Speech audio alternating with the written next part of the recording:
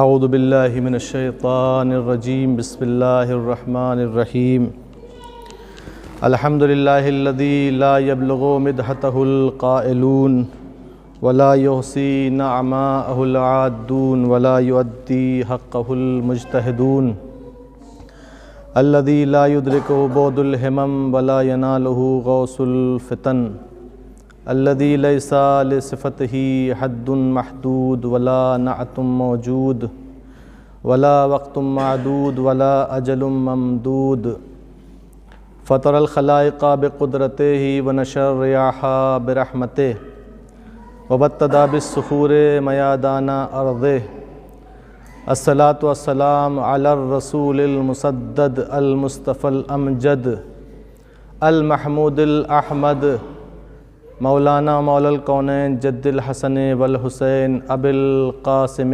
محمد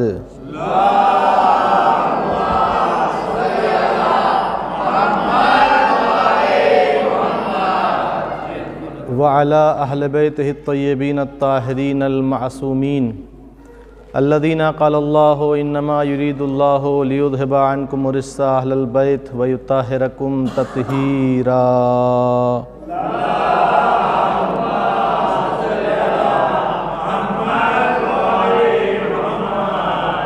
ولعنۃ اللہ علی اعدائہم اجمعین من یوم عداوتہم الی قیام یوم الدین اما بعد فقد قال رسول اللہ صلی اللہ علیہ وآلہ وسلم بسم اللہ الرحمن الرحیم ان الحسین مصباح الہدی وسفینۃ النجات صلوات محمد وآل محمد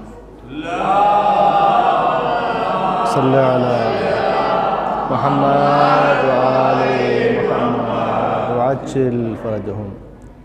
اس سے پہلے کہ اس پرنور حدیث مبارکہ کے ذیل میں کچھ معروضات آپ کی خدمت میں پیش کروں، گزارش ہے کہ ایک بچے کی جو ہے وہ طبیعت ٹھیک نہیں ہے اور اس کی شفا یابی کے لیے اور اس کے علاوہ جو بھی مومنین و مومنات بیمار ہیں آپ کے جاننے والوں میں جس کے بھی انشاءاللہ اس کی صحت کے لیے اس کی شفا یابی کے لیے بلند ترین نعرہ صلوات ارشاد فرمائیے۔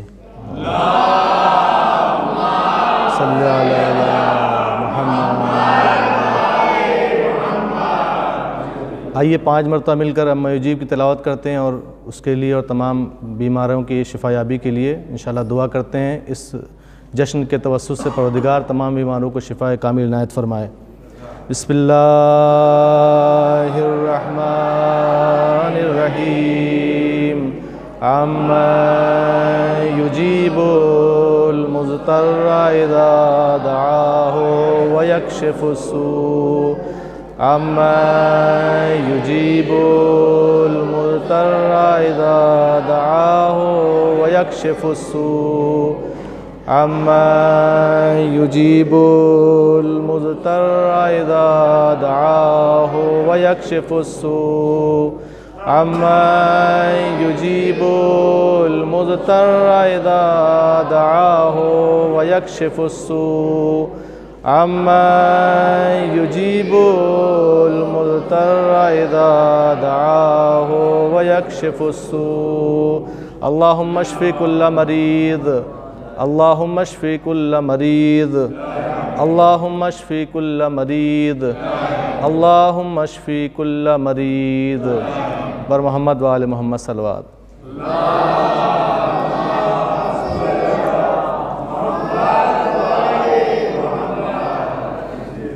سب سے پہلے آپ تمام حضرات کی خدمت میں اس مبارک پر نور روشن اور حسین رات اس جشن کی مبارکباد پیش کرتا ہوں اور تمام مومنین کی خدمت میں تمام علماء کرام مراجع اعظام بالخصوص وقت کے امام کی خدمت میں اس مبارک جشن کی مبارکباد پیش کرتے ہیں۔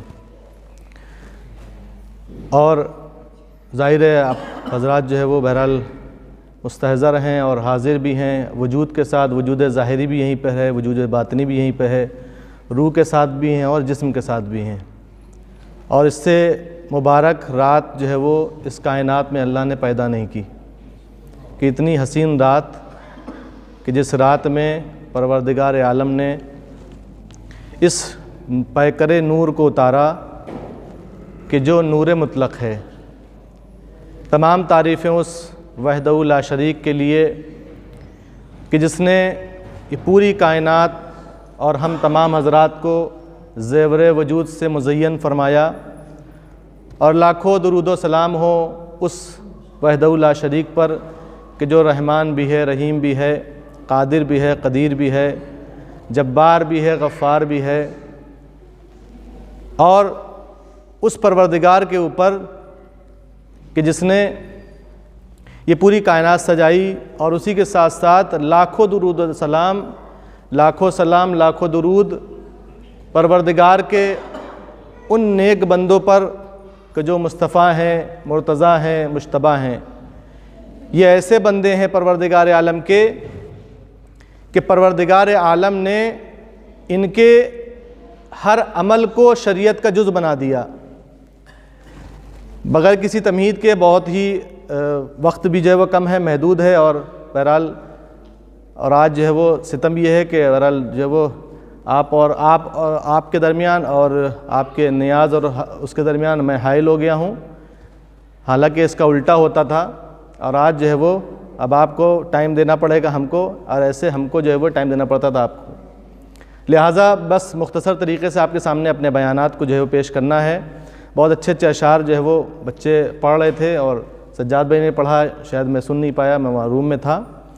تو اگر آپ کی اجازت ہو 2-3 شعر میں بھی بعنوان ثواب کہ جب جو ہے وہ امام کی خدمت میں مدح خواہ حضرات کی فہرست پیش کی جائے، لسٹ پیش کی جائے، تو اس میں میرا بھی نام شریک ہو جائے، میرا نام شامل ہو جائے۔ ایک بلند ترین نعرہ صلوات پڑھیے تو میں اشعار پیش کرتا ہوں۔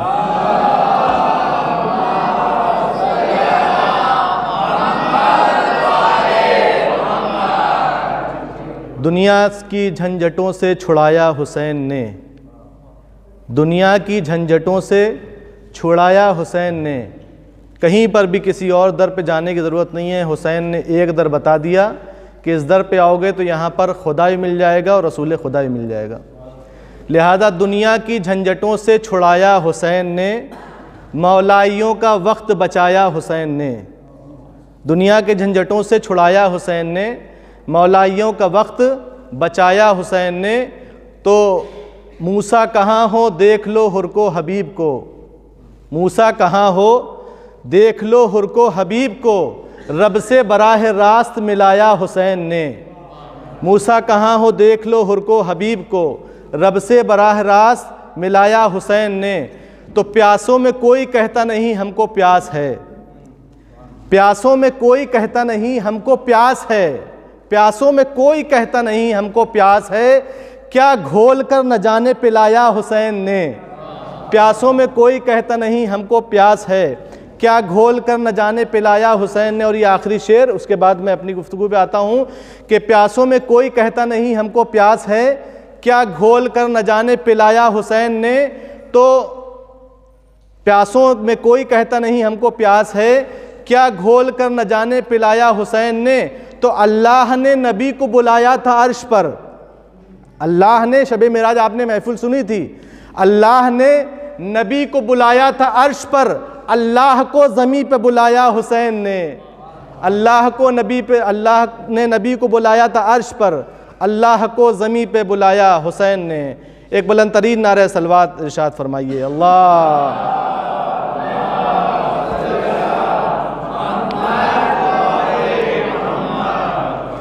تو پروردگار عالم نے ان کے اس بندوں پر، پروردگار کے ان نیک بندوں پر کہ جن کو پروردگار نے، جن کا ہر عمل شریعت بنا دیا، یعنی جب وہ کوئی بھی عمل انجام دیتے ہیں پروردگار اس عمل کو شریعت کا جز بنا دیتا ہے۔ وہ اگر ٹہلتے ہیں تو شریعت میں پروردگار اس کو طواف کا رکن بنا دیتا ہے، وہ اگر جھکتے ہیں تو اس کو شریعت میں رکوع بنا دیتا ہے، وہ اگر سجدے جاتے ہیں، پیشانی زمین پر رکھتے ہیں تو اس کو سجدہ بنا دیتا ہے، وہ اگر صبر کرتے ہیں تو اس کو روزہ بنا دیتا ہے۔ اور عزیزان گرامی، ہم تو یہ سمجھتے ہیں کہ سجدہ جب ہوتا ہے کہ جب جبین زمین پر رکتی ہے، جب یہ جبین پیشانی جب زمین پر آتی ہے تو اسے سجدہ کہا جاتا ہے۔ لیکن لاکھوں سلام ہو ایسی ذوات مقدسہ پر کہ انہوں نے اس وقت سجدہ کیا، نہ زمینوں کا وجود تھا نہ جبینوں کا وجود تھا، نہ زمین پائی جاتی تھی نہ جبین پائی جاتی تھی، ایسی ذوات مقدسہ پر لاکھوں سلام ہو۔ اور یہ وہ لوگ ہیں، یہ وہ انوار مطہرہ تھے کہ پروردگار نے ان کی مودت کو اجر رسالت قرار دیا۔ قرآن کی آیت ہے قُلْ لَا أَسْأَلُكُمْ عَلَيْهِ أَجْرًا إِلَّا الْمَوَدَّةَ فِي الْقُرْبَى۔ اس بات پر تھوڑا آگے آ جائیے آپ لوگ، تاکہ یہ فاصلہ جو ہے وہ کم ہو جائے۔ تھوڑا آپ لوگ آگے آ جائیے جو نیچے بیٹھے ہوئے ہیں۔ اللہم صلی علی، تم لوگ بھی آگے آ جاؤ بیٹا، آگے آ جاؤ تھوڑا۔ تو پروردگار عالم نے ان کی مودت کو اجر رسالت قرار دیا، اور ہم جو اس وقت جس عبادت میں مصروف ہیں یہ بھی اجر رسالت کی ادائیگی ہو رہی ہے، اس لیے کہ ان کی خوشی میں خوش ہونا بھی اجر رسالت ہے، اور ان کے غم میں غمگین ہونا بھی اجر رسالت ہے۔ لہٰذا پیغمبر اکرم کا ارشاد گرامی کہ جو جناب امام حسین علیہ السلام کی معرفت کا وہ سمندر ہے، وہ دریا ہے کہ جس کو کوئی کبھی بھی تیر نہیں سکتا۔ فرماتے ہیں ان الحسین مصباح الہدی و سفینۃ النجات۔ کیا فرماتے ہیں کہ میرا بیٹا حسین ہدایت کا چراغ ہے اور نجات کی کشتی ہے۔ ہدایت کا چراغ اور نجات کی کشتی ہے، یہ پیغمبر اکرم کا ارشاد گرامی ہے۔ اب ذرا آپ مجھے بتائیے کہ کوئی بھی ایسا انسان آپ بتا دیجئے کہ جو اپنے بیٹے سے محبت نہ کرتا ہو۔ ہر انسان اپنے بیٹے سے محبت کرتا ہے، اور اس کی نگاہ میں سب سے زیادہ حسین و جمیل اس کا بیٹا ہوتا ہے۔ ایسا ہی ہے نا، ایسا ہی ہوتا ہے۔ جس سے پوچھے گا کہ میرا بیٹا بہت خوبصورت ہے، حسن یوسف تو اس کی جگہ کچھ کوئی معنی نہیں رکھتا، حسین و جمیل ہے میرا بیٹا۔ انتہا بے انتہا محبت کرتا ہے ہر باپ اپنے بیٹے سے۔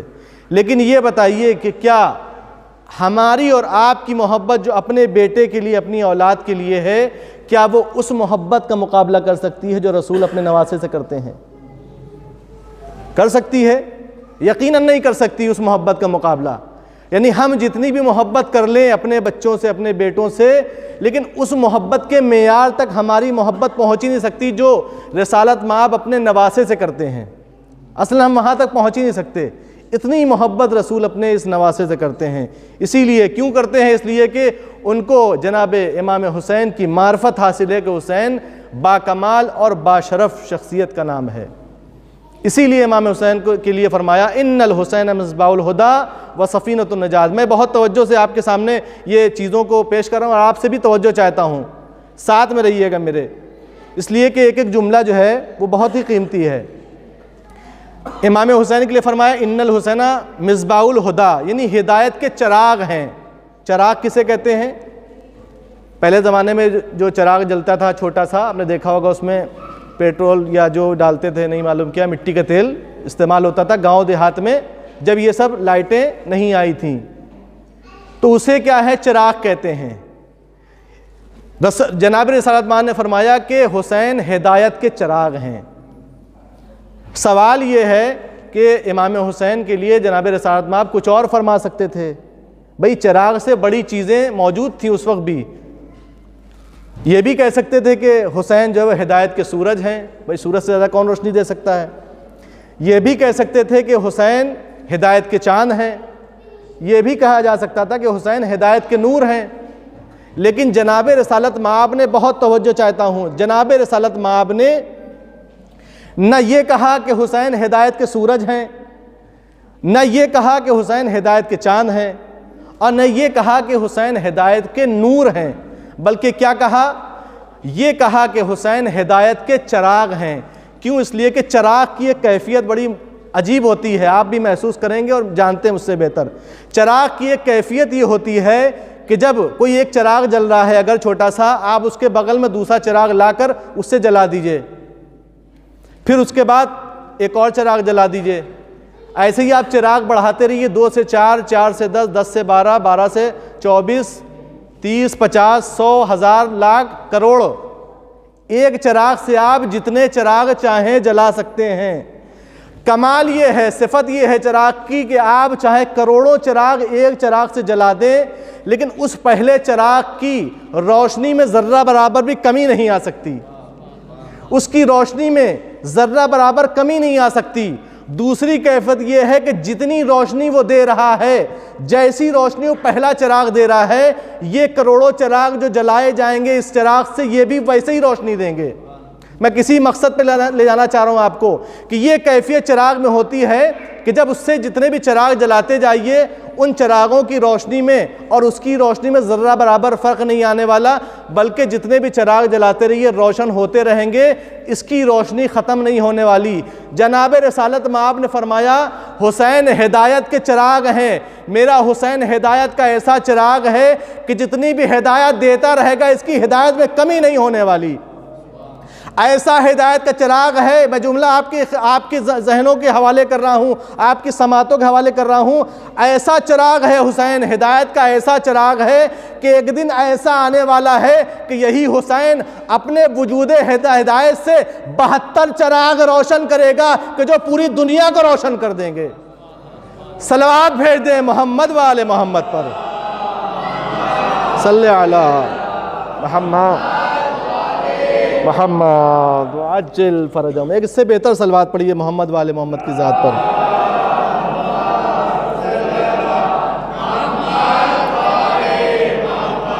آج تو کم از کم جو ہے وہ صلوات میں کم از کم کنجوزی نہیں ہونی چاہیے، چونکہ آج ایسی رات ہے کہ جس پر آپ صلوات بھیج رہے ہیں اس کا نواسہ دنیا میں آیا ہے، لہذا آج صلوات جو ہے مجھے بالکل مکمل چاہیے۔ ایک مل جل کر صلوات پڑھیے محمد و آل محمد پر۔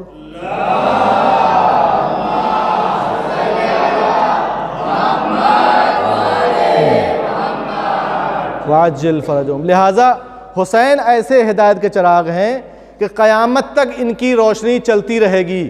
ایسے ہدایت کے چراغ حسین تھے کہ انہوں نے 72 چراغ روشن کیے کہ جن کی وجہ سے آج بھی دنیا میں ہدایت کی روشنی پھیلی ہوئی ہے۔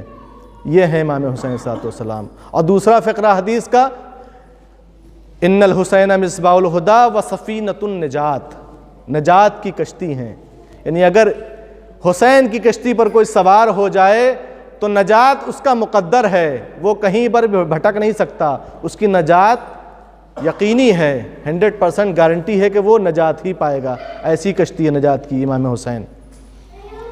کیسے، کس طریقے سے نجات کی کشتی امام حسین؟ اب آپ سنیے کہ مدینہ، شہر مدینہ ہے، 3 شعبان کا دن ہے، مولا کائنات حضرت علی بن ابی طالب علیہ السلام کے گھر میں، اللہ صلی علیہ،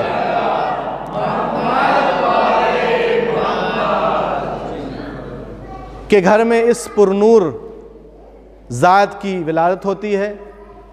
اور ظاہر سی بات ہے جب اتنی بڑی شخصیت دنیا میں تشریف لائی ہو تو پورا شہر مدینہ اور یوں کہا جائے کہ پورا ملک عرب مبارکباد کے لیے رسول کے گھر تشریف لا رہے ہیں، مولا کائنات گھر پہ سب لوگ آ رہے ہیں۔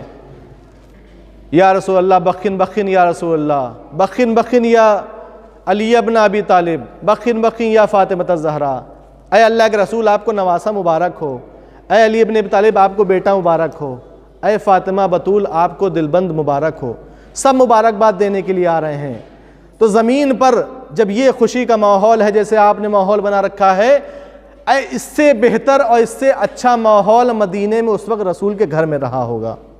ظاہر سی بات ہم تو نہیں تھے، لیکن بس یہ کہ ہم نے سنا ہے اور آپ نے بھی سنا ہے، اس سے بہتر ماحول رہا ہوگا۔ اور عالم یہ ہے کہ ہر آدمی یعنی تاتا لگا ہوا ہے، لوگ آ رہے ہیں، مبارکباد دے رہے ہیں، جا رہے ہیں۔ یہ زمین کا عالم ہے، صرف زمین پر ہی نہیں، فرشتے بھی آسمان سے جوق در جوق، گروہ در گروہ، جماعت در جماعت آ رہے ہیں مبارکباد دینے کے لیے۔ ایک گروہ آتا ہے، دوسرا گروہ جاتا ہے، تیسرا گروہ آتا ہے، یہی سلسلہ چل رہا ہے۔ اب آسمان کی کیفیت یہ ہے کہ جب ایک فرشتوں گروہ آسمان پر مبارکباد دے کر جب فرش سے عرش پر پہنچتا ہے تو ان کے جسموں سے، فرشتوں کا یہ بیان ہے، ملائکہ کہتے ہیں کہ تم کہاں سے آ رہے ہو؟ تو کہتے ہیں کہ ہم اللہ کے رسول کے گھر سے آ رہے ہیں کہ ان کے گھر پر نواسے کی ولادت ہوئی ہے۔ تو انہوں نے کہا کہ تمہارے جسم سے، تمہارے بدن سے ایسی خوشبو آ رہی ہے، ایسی مہک آ رہی ہے کہ جو جنت کی خوشبو ہے۔ ملائکہ کا بیان ہے کہ ایسی خوشبو ہم نے زندگی ابھی جب تک ہم ہیں جب سے ہم نے ایسی خوشبو نہیں سونگھی، ایسی خوشبو آ رہی ہے کہ جو جنت کی خوشبو میں سے خوشبو ہے۔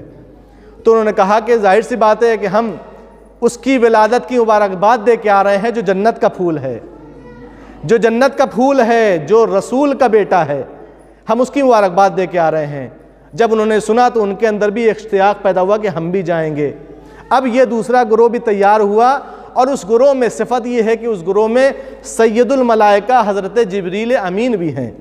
اب یہ ان کی سرداری میں، ان کی سرپرستی میں گروہ چلتا ہے، چلتے چلتے ایک جگہ سے گزر رہا ہے کہ وہاں سے آواز آتی ہے کسی کراہنے کی، کوئی رو رہا ہے، کوئی پریشان حال پڑا ہوا ہے۔ جب انہوں نے مڑ کر دیکھا تو وہاں پر ایک فرشتہ ہے جس کے اوپر عذاب نازل ہوا تھا۔ بہت توجہ سنیے گا، ایک فرشتہ ہے کہ جس کے اوپر عذاب نازل ہوا، عذاب الہی نازل ہوا تھا۔ اس کے غرور، اس کے تکبر کی بنیاد پر وہ غرور کے ساتھ بڑی مستی میں اڑ رہا تھا کہ میرا کوئی مقابلہ نہیں کر سکتا، میری پرواز کا کوئی مقابلہ نہیں ہے، لہذا اس کے اوپر عذاب نازل ہوا، وہ پڑا ہوا تھا۔ وہاں سے گزر ہوا، اس نے پوچھا تم لوگ کہاں جا رہے ہو؟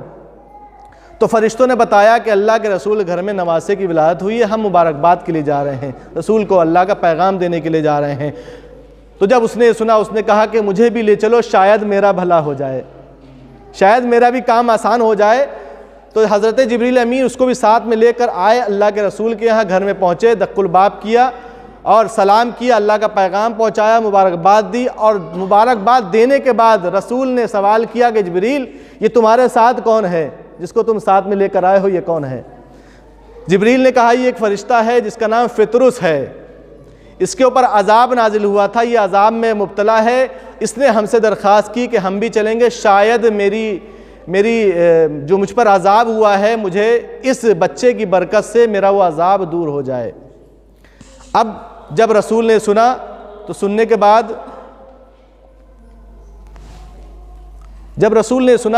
بعد کہا تو دیکھتے کیا ہو اے جبریل امین، بچہ گہوارے میں لیٹا ہوا ہے، جاؤ اس بچے کو گہوارے سے مس کر دو۔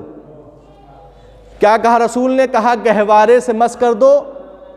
فرشتوں نے اس فرشتے کو اٹھایا اور گہوارے سے مس کیا، اس کو چھلایا اس گہوارے سے۔ ابھی گہوارے سے مس ہی کرنا تھا کہ اس عطاب شدہ فرشتے کے دوبارہ بالوں پر نکلنے لگے، اس کو دوبارہ بالوں پر عطا ہو گئے، اس کا عذاب دور ہو گیا۔ آج دنیا ہم سے کہتی ہے کہ حسین کے روضے پہ کیا رکھا ہے، حسین کی جالی پہ کیا رکھا ہے، تم اس سے کیوں مدد مانگتے ہو، تم اس سے کیوں مدد مانگتے ہو، یہاں پر جا کر کیا ملے گا، وہاں پر جا کر کیا ملے گا۔ ارے عقل کے اندھو، تمہیں اتنا بھی نہیں معلوم کہ جو حسین کا جھولا ایک فرشتے کے عذاب کو دور کر سکتا ہے، تو کیا حسین کا روضہ ہم کو شفا نہیں دے سکتا؟ ایک صلوات بھیج دیں محمد و آل محمد پر۔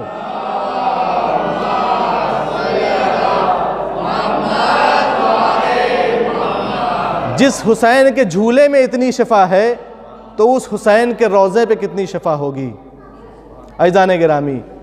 لہٰذا جب اس کے بالوں پر ملے ہیں، اب وہ اسی بلندی کے ساتھ، اسی تیزی کے ساتھ، اسی تیور کے ساتھ دوبارہ آسمان میں پرواز کرتا ہے اور اتنی سرعت کے ساتھ جا رہا ہے، اور اس کے زبان پر ایک کلمہ ہے۔ لوگ اس سے کہہ رہے ہیں کہ ابھی تم کو عذاب جو ہے وہ تمہارا دور ہوا ہے، تم پھر سے غرور کرنے لگے، تم پھر سے تکبر کرنے لگے، کم از کم ذرا تو صبر کرو، ابھی تمہارا عذاب دور ہوا ہے اور پھر تم تکبر کر رہے ہو۔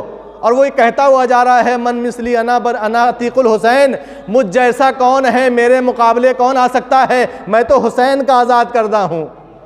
میرا مقابلہ کون کرے گا، میں تو حسین کا آزاد کردہ ہوں۔ میرے مقابلے کون آ سکتا ہے، میں تو حسین کا آزاد کردہ ہوں۔ عزیزان گرامی، یہ حسین صلی اللہ علیہ وسلم کی منزلت ہے کہ ایک فرشتے کو اس طریقے سے آزاد کیا۔ اب وہ یہ کہتا ہوا جا رہا ہے کہ میرا مقابلہ کون کر سکتا ہے، میں تو حسین کا آزاد کردہ ہوں۔ لوگ اس سے کہہ رہے ہیں کہ ابھی تمہارے بالوں پر ملے ہیں، کہیں ایسا نہ ہو کہ دوبارہ پھر چھن جائیں۔ قیامت کا جملہ فطرس نے کہا تم شاید پہچانتے نہیں ہو، یہ کسی ایرے غیر نتھو خیرے کا دربار نہیں ہے، یہ سخی حسین کا دربار ہے، جہاں یہاں جو چیز دے دی جاتی ہے دوبارہ واپس نہیں لی جاتی۔ یہاں جو اللہ کی راہ میں لٹا دیا جاتا ہے اسے دوبارہ واپس نہیں لیا جاتا۔ لہذا مجھے بھروسہ ہے کہ مجھ پر حسین نے کرم کیا، یہ کرم ہمیشہ برقرار رہنے والا ہے۔ ایک صلوات بھیج دے محمد و آل محمد پر۔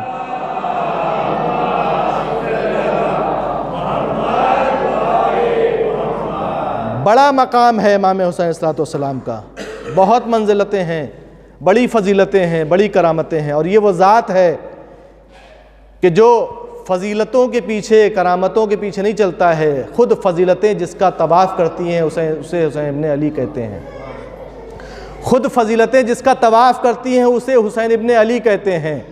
جہاں سے امام حسین گزر جاتے ہیں وہاں سے ہریالی شروع ہو جاتی ہے، جس جگہ امام حسین بیٹھ جاتے ہیں وہاں پر فضیلتیں گھومنے لگتی ہیں، طواف کرنے لگتی ہیں۔ یہ امام حسین کی منزلت ہے۔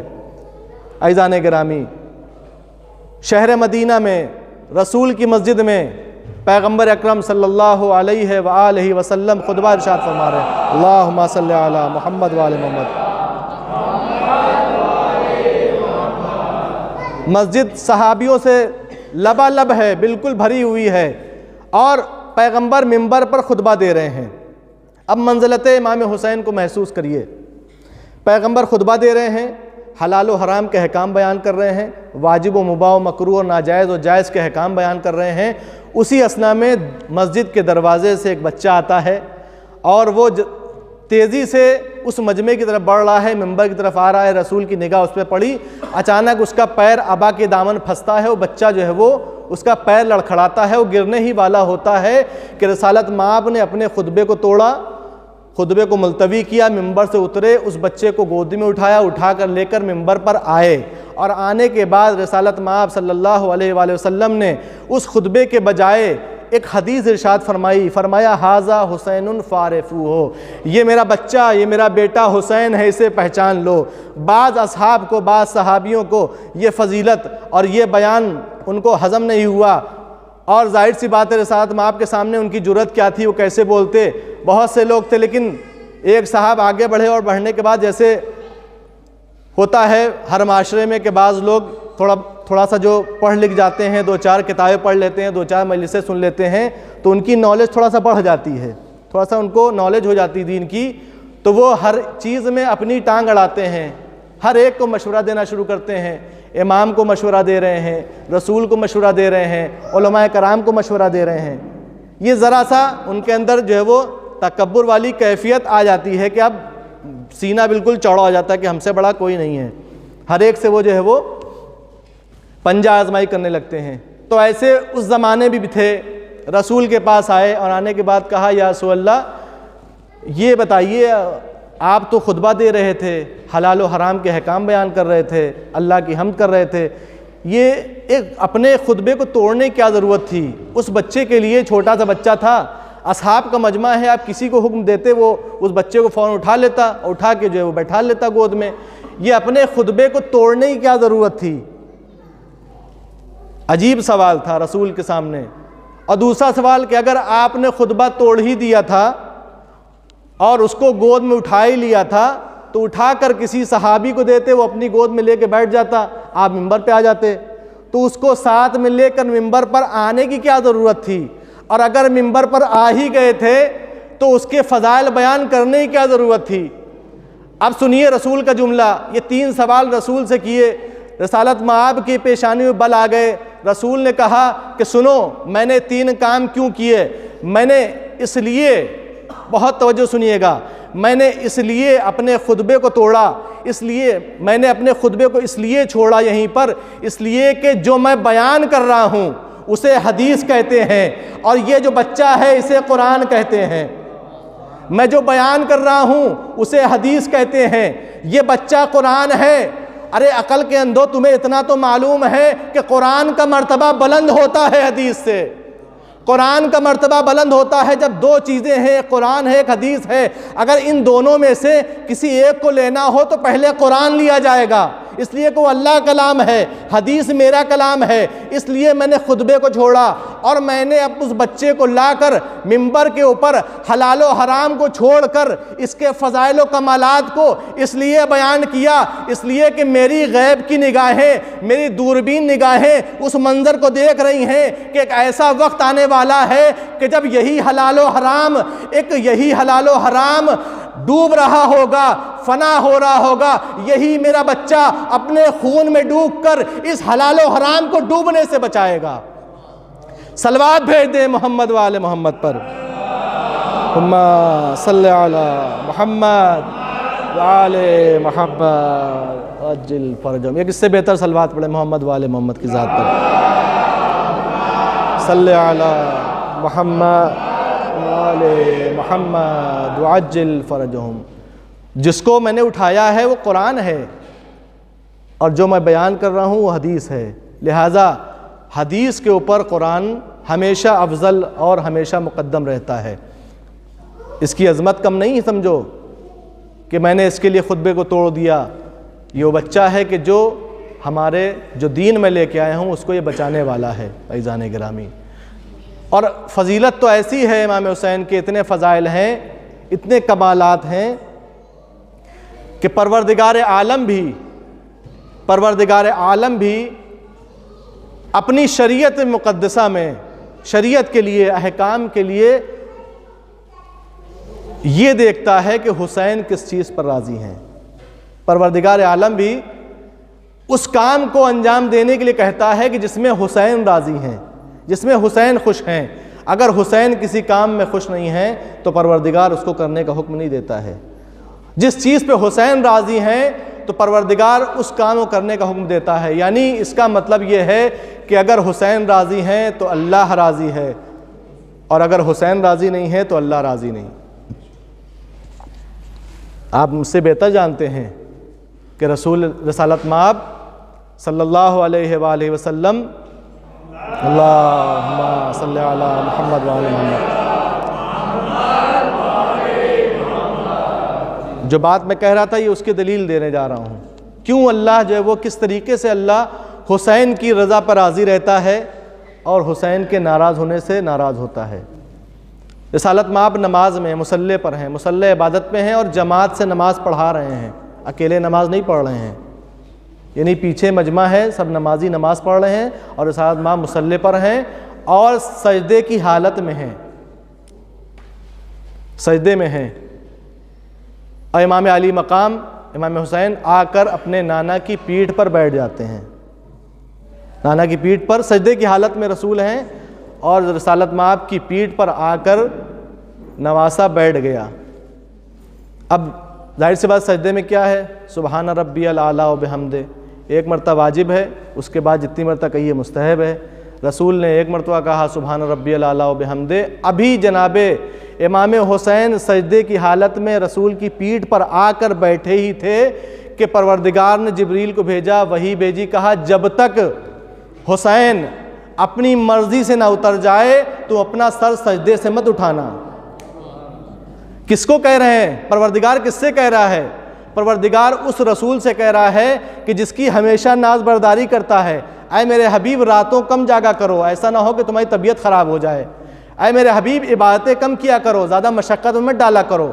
اس رسول سے کہہ رہا ہے کہ جس کی ہمیشہ ناز برداری پروردگار کیا کرتا ہے۔ لیکن اب یہاں پر جملے اللہ کے بدل گئے، کہا جب تک یہ بچہ حسین تمہاری پیٹھ سے اپنی مرضی سے نہ اتر جائے تو اپنے سجدے کو طول دیتے رہنا۔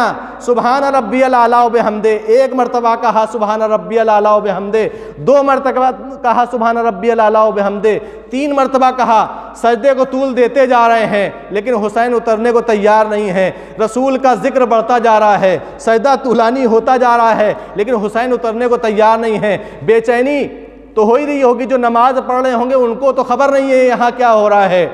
دل یہی کہتا ہے کہ شاید کسی نے اپنا سر اٹھا کے دیکھا ہو کہ حسین بیٹھے ہیں، پھر سجدے میں گئے ہو، پھر اوپر اٹھ کے دیکھا حسین بیٹھے ہیں، پھر سجدے میں، تو یہی منظر چل رہا تھا۔ عزیزان گرامی، تاریخ نے بتایا کہ 70 مرتبہ رسول نے ذکر سبحان ربی الاعلیٰ و بحمدہ پڑھا ہے، 70 مرتبہ پڑھا۔ عزیزان گرامی، جملہ آپ کے سامنے پیش کرنے جا رہا ہوں، پروردگار عالم نے رسول کے ذریعے حسین کے لیے سجدے کو طول دے کر بتا دیا کہ جس کی شریعت پوری دنیا پہ چلتی ہے اسے رسول کہتے ہیں، اور جو رسول کی شریعت جس کے پیچھے چلتی ہے اسے حسین کہتے ہیں۔ جس کی شریعت پوری دنیا پہ چل رہی ہے اسے رسول کہا جاتا ہے، خود شریعت جس کے تابع ہے اسے حسین ابن علی کہا جاتا ہے۔ اگر حسین راضی ہیں جب تک بیٹھے ہوئے ہیں تو سجدہ تم بڑھاتے رہو، اس لیے کہ آج تمہاری نماز یہ سجدہ نہیں ہے بلکہ میرا حسین خوش رہے یہی تمہاری نماز ہے۔ ایک صلوات بھیج دیں محمد والے محمد پر۔